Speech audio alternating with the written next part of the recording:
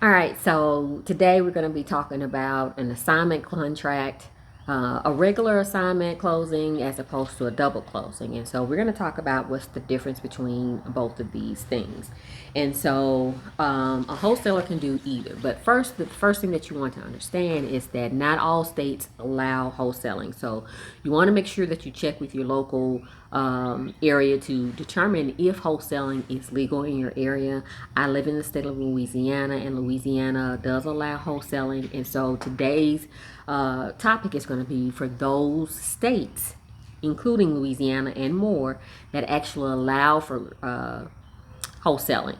So some states don't allow it, but there are other ways around it. And so a lot of wholesalers who are unable to wholesale in their areas, they decide that they may actually want to do a double closing. But again, you need to consult with the real estate attorney to determine if you can still do that even though it's not legal in your area.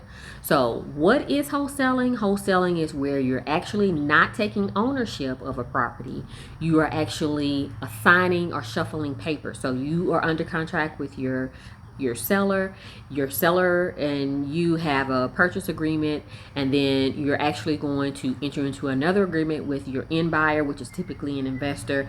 And with that investor, you're going to actually assign the contract, this purchase agreement, over to the end buyer. So you have two separate contracts. You have a purchase agreement and you have an assignment contract. And so once you have those two agreements signed, you're going to take them to a title company. That title company is going to be doing a closing for you. And it is hot, so excuse me sweating. I should have thought about this before I decided to come out here in the afternoon to actually do this video for you. But we're going to try and get through it, so just excuse the sweating.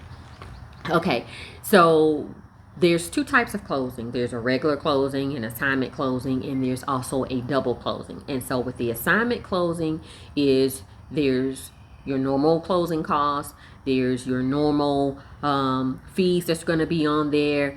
And depending on the title company, some title companies that I've worked with, they will send what is called a HUD statement to the seller, and a separate separate HUD statement to the buyer that includes the assignment fee on there. So the assignment fee is shielded, so to speak, from the actual seller, but it's not shielded from the end buyer. The end buyer should always know, in my opinion, how much they're going to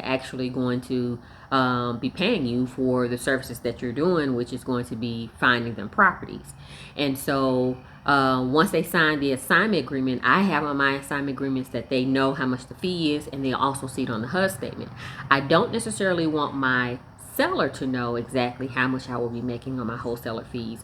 So typically my title company will shield that information from them, but it will not shield it from my end buyer.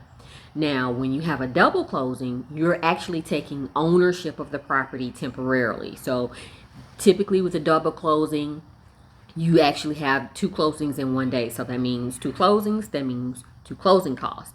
So you're shielding the buyer, the end buyer, as well as the seller from basically knowing how much your fee is. So let's just say if you have a $100,000 wholesaler fee and you don't want your end buyer and your seller to know that you're actually going to be making $100,000 from this deal, then you may decide that you want to actually do a double closing. And so a lot of wholesalers will do a double closing to avoid or shield the end buyer and the seller from knowing exactly how much you're going to be making on this deal. But the con of that is that you run into what if something happens where the seller actually backs out of the deal, because what you're going to be in essence doing is buying it, taking ownership, then you're going to turn around and take your ownership and sell it to the end buyer. So what if that end buyer changes their mind? Then you're stuck with a property that you may not actually want. You're trying to shield that $100,000 from them, but you may actually be harming yourself in the long run because you don't want them to actually know, and you may actually wind up holding the property. So that is a huge con. Another huge con is going to be double closing costs. But it just depends on how much you're going to be making, if it's worth losing whatever amount it is in terms of closing costs, $10,000 worth of closing costs to get 100,000, to get 90 out of that 100, then it maybe just be worth it.